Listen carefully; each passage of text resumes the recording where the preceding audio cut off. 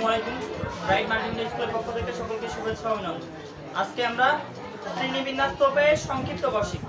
গত ক্লাসে আমরা গাণিতিক গড় শিখেছি শ্রেণীবিন্যাস উপায়ে। তাহলে সংক্ষিপ্ত গড়ের সময় মনে রাখবো, শ্রেণীবিন্যাস উপায়ে সংক্ষিপ্ত গড় করার সময় সারা দিকে 5টা ঘর টানবো। কয়টা ঘর টানবো? সারা দিকে 5টা। এখানে যে কয়টা ঘর থাকবে সে কয়টা ঘর টানবো, আর সারা দিকে কয়টা ঘর টানবো? 5টা। এটা মনে রাখবো। সংক্ষিপ্ত গাণিতিক গড়ের সময় কয়টা টানছিলাম? 4টা। এগুলো এখানে মনে রাখতে হবে, আর কোনো কিছু না। তাহলে খাড়া দিকে কয়টা ঘর টানবো? 5টা। আর এদিকে কয়টা আছে? 1 2 3 4 5 6 7। তার মানে 7টা ঘর আমরা এদিকে টানবো।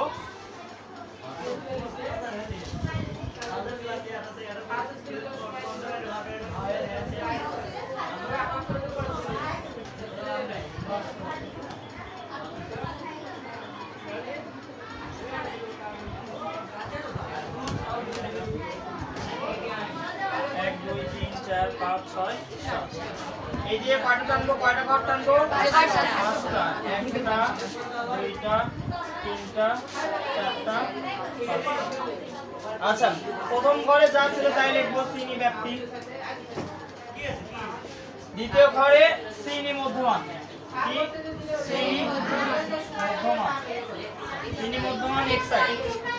শ্রেণী মধ্যমান পর গণসংখ্যা। গণসংখ্যা কি? fi। এটাতে ধাপ বিচ্যুতি। এটাতে কি? ধাপ বিচ্যুতি। ধাপ বিচ্যুতি কি? ey। এখানে fi আর ey। fi আর কি? ey। এই কয়টা। আগেরটার সময় শুধু ধাপ বিচ্যুতি ছিল না। কি ছিল না? গাণিতিক গড়ের সময় ধাপ বিচ্যুতি ছিল না। এই সময় আমরা শুধু ধাপ বিচ্যুতি আসবে। কি আসবে? ধাপ বিচ্যুতি। প্রথমে এটা যা ছিল তাই লিখবো। 41 থেকে 50, 51 থেকে 60, 61 থেকে 70, 71 থেকে 80, 81 থেকে 90, 91 থেকে 100। এটা আমাদের দেওয়া ছিল, তাই না? শ্রেণী মধ্যমান। শ্রেণী মধ্যমানটা বের করব। শ্রেণী মধ্যমান গতকালও বলছি, আবার সূত্র লিখেছি কি? এই দুটো যোগ করে 2 দিয়ে ভাগ। তাহলে 50 আর 41 যোগ করলে কত হবে? 91। 91। তাহলে 91 কে 2 দিয়ে ভাগ করলে কত হবে? 45.5। কত? 45.5। তার মানে আমি বলছিলাম একটা বের করার পর তারপরে শ্রেণী ব্যবধান যা থাকবে তাই যোগ করে লিখব। তাহলে শ্রেণী ব্যবধানের মধ্যে কত? দেখো 41 থেকে গুনতে হবে। কত থেকে গুনতে হবে? 41 42 43 40 45 46 47 48 49 50। তার মানে কত হইলো? 10। তার মানে এর সাথে 10 যোগ করে দাও। কয় যোগ করে দাও? তাহলে কত হবে? 55.5। তারপরে কত? 65.5। তারপরে কত? 75.5। তারপরে কত? 85.5। তারপর 95.5। গণসংখ্যা যা ছিল তাই লিখবো। 8 10 বুঝি নাই। আচ্ছা, আমরা বইয়ের কোনো প্রশ্ন নেই, ইচ্ছা মতো আমরা হচ্ছে এরকম প্রশ্ন এরকম হতেই পারে, স্বাভাবিক। আমরা বইয়ের কোনো প্রশ্ন নেই না, ইচ্ছা মতো নিচে আমরা এরকম শ্রেণী বিন্যাস তো থাকলে এরকম দেওয়া থাকবে। এরকম কি করা থাকবে? যেটা যে কোনো হচ্ছে গাণিতিক সমস্যা হতে পারে। তার যদি আমরা সংক্ষিপ্ত গড় নির্ণয় করতে হলে খ নাম্বার বেশি ইম্পর্টেন্ট, এই সংক্ষিপ্ত গড়। সংক্ষিপ্ত গড় যদি নির্ণয় করতে হলে তাহলে এইভাবেই করব।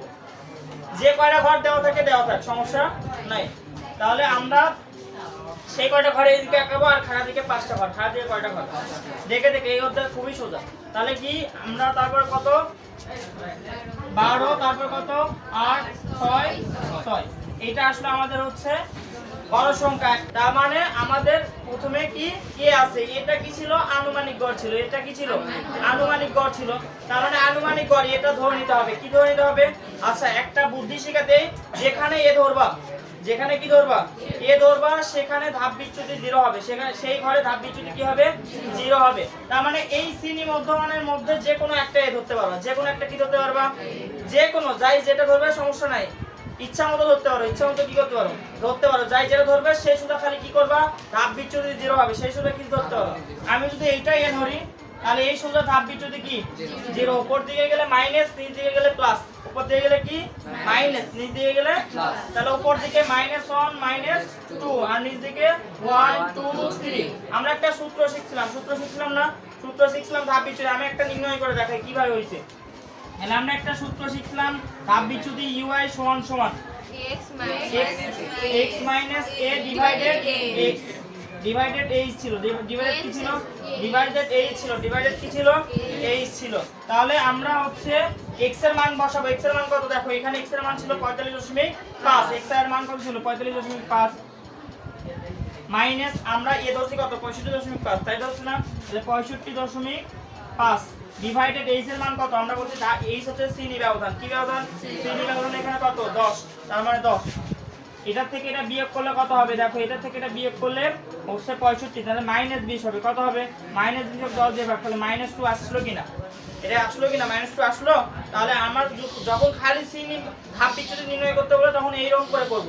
আর আমি শর্টকাট টেকনিক কি শিখে দিলাম হচ্ছে যেখানে যেটাই তুমি ধরবা, যেটা কি ধরবা, ওই ঘর বরাবর ধাপ বিচ্যুতি শূন্য, ওই ঘর বরাবর ধাপ বিচ্যুতি কি শূন্য, উপর দিয়ে গেলে মাইনাস, নিচ দিয়ে গেলে প্লাস। কেউ যদি মাইনাসের চিন্তা করো, মাইনাস হিসাব করতে পারি না, তাহলে তারা কি ধরবা, এটা ধাপ বিচ্যুতি ধরবো, মানে আনুমানিক গড় ধরবা। কোনটা ধরবা, এটা আনুমানিক গড় ধরলে এই সূত্র কি হবে 0, নিচে দিয়ে কি 1 2 3 4 5 6, তাহলে মাইনাসের কোনো মানে করতে হবে না, যোগ বিয়োগ করতে হবে না, অ্যানসার সবারই একই আসবে।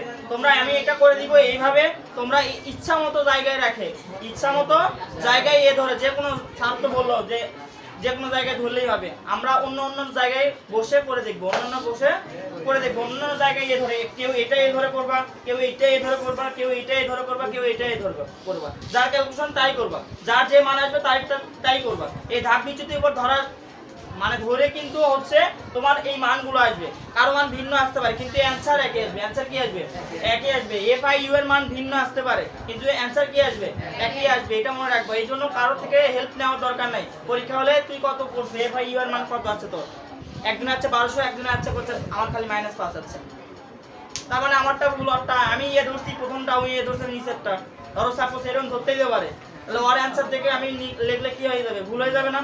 তাই জন্য যার ক্যালকুলেশন তাই করবা, যেটা ধরবা সেই সূত্র কি ধাপ বিচ্যুতি 0, কারো থেকে শুনে নেওয়ার কোনো প্রয়োজন নাই। তাহলে এটা বোঝা গেছে ধাপ বিচ্যুতি কি করব, যেটা ধরবো এখানে লেখা রাখবো, যেটা আনুমানিক গড় ধরবো সেটাতে দিব, সেটা কি ধরবো দিব, সেই সূত্র ধাপ বিচ্যুতি 0, তারপরে নিচে দিয়ে গেলে নিচে দিয়ে ঘর থাকলে কি হবে +1 2 3 4 5, আর উপর দিয়ে কোনো ঘর না থাকলে দরকার নাই, উপরে মাইনাস লেখার দরকার নাই, মনে রাখবে। বলো এইচ এর মান 10, শ্রেণী ব্যবধান, এই শ্রেণী ব্যবধান কতটুকু, এইচ মানে শ্রেণী ব্যবধান, এইচ মানে কি শ্রেণী ব্যবধান, তাহলে শ্রেণী ব্যবধানটা কত দেখো তো, 41 থেকে 50 এর মধ্যে ব্যবধান কত 10, এই জন্য 10 হচ্ছে, যদি 5 হতো 5 দিয়ে ভাগ করতে, বোঝা গেছে। তাহলে এখন আমরা কি করব,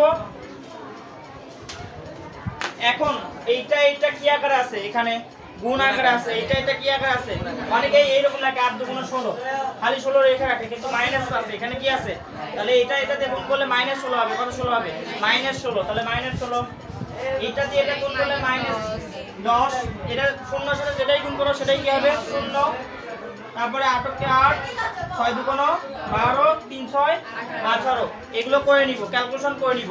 এখন আমি যেটা বললাম এক একজন এক এক জায়গায় ধরে করবা, সমস্যা নাই, যার ক্যালকুলেশন তাই করবা, যার ক্যালকুলেশন তাই করবা, এগুলো গুণ করে দেওয়া হবে। এখন তোমাকে কি করতে হবে, n নির্ণয় করতে হবে, n মোট n, তাহলে এই কটা যোগ করতে হবে, 8 আর 10 কত হয় 18, 18 আর 12 কত হয় 30, 30 আর 8 কত হয় 38, 38 আর 6 কত হয় 44, আর 6 50, কত 50, এটি সামেশন fi ui নির্ণয় করে নিব, fi ui summation fi ui কি করে নিব, নির্ণয় করে নিব। তাহলে এটা হচ্ছে এগুলো সামেশন fi ui এর মান, এগুলো সবগুলো কি করব, যোগ করব, এগুলো সবগুলো কি করব, যোগ করব। তাহলে যোগ করার সময় এখানে যা চিহ্ন আছে, যার যে এরকম চিহ্ন আছে ক্যালকুলেট দেব, -16 -10 এর সামনে কিছু নাই, প্লাস আছে তার মানে প্লাস রাখতে হবে, এর সামনে কিছু নাই মানে কি আছে, তাহলে -16 -10 +8 +12 +18 করে ইকুয়াল টু চাপটা যা আসবে তাই করব, মনে রাখবে।